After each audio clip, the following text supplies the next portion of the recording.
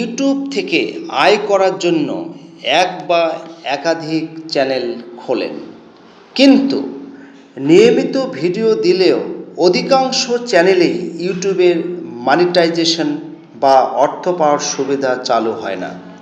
কারণ মনিটাইজেশন পাওয়ার শর্ত পূরণ হচ্ছে না। এক্ষেত্রে ইউটিউবের বেশ কিছু শর্ত রয়েছে। ফলে ভিডিওর মান যতই ভালো হোক না কেন, এসব শর্তের কারণে সব চ্যানেলে এই সুবিধা দেয় না ইউটিউব।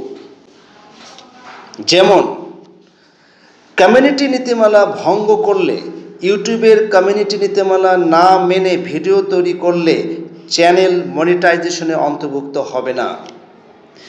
এমনকি কমিউনিটি গাইডলাইন স্ট্রাইক পেলেও চালু করা হবে না। তাই মনিটাইজেশন চালু করতে গাইডলাইন স্ট্রাইকে কবলে পড়া যাবে না।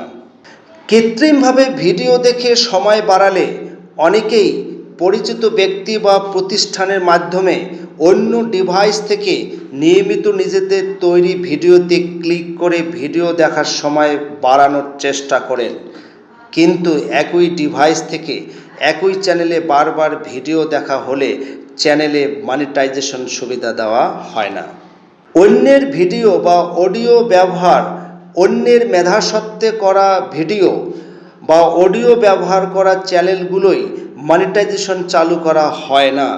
কারণ চ্যানেলে থাকা ভিডিওগুলোকে পুনরায় ব্যবহার করা কন্টেন্ট হিসাবে বিবেচনা করে ইউটিউব। সাবস্ক্রাইব ফর সাবস্ক্রাইব, এটি একটি অত্যন্ত পরিচিত ডায়ালগ। এর অর্থ হলো, গ্রাহক বা সাবস্ক্রাইবারের সংখ্যা বেশি থাকলেও যেসব চ্যানেলের ভিডিও বেশিরভাগ সাবস্ক্রাইবার দেখেন না, সেগুলোয় মনিটাইজেশন চালু হয় না। সাবস্ক্রাইব করার পরে চ্যানেলটিতে আর কখনো প্রবেশ না করা ব্যক্তির সংখ্যা বেশি থাকলে এমনটি করা হয়। এসব চ্যানেলের পাশাপাশি ভুল তথ্য বা বিভ্রান্তি ছড়ানো চ্যানেল, অশ্লীল ভিডিও প্রকাশ্য আরও বেশ কিছু চ্যানেলে মনিটাইজেশন সুবিধা দেয় না ইউটিউব। সুপ্রিয় দর্শক, আমি কিন্তু ইউটিউবের যে গাইডলাইন আছে সেটি পড়ে এটার ইংরাজি থেকে বাংলা অনুবাদ করে যা পেয়েছি সেটাই আপনাদের সঙ্গে শেয়ার করলাম। আশা করি যারা কষ্ট করে ভিডিও তৈরি করছেন, যাদের একটা টার্গেট রয়েছে মনিটাইজেশন পাওয়ার, যেটি সমস্ত ইউটিউবারদের স্বপ্ন, এই স্বপ্ন সার্থক করতে গেলে আমরা অবশ্যই এই নিয়মগুলো মেনে চলব। আজকে এ পর্যন্তই, সবাই ভালো থাকবেন। ভিডিওটি ভালো লাগলে অবশ্যই লাইক, সাবস্ক্রাইব এবং বেল আইকনটিতে ক্লিক করবেন।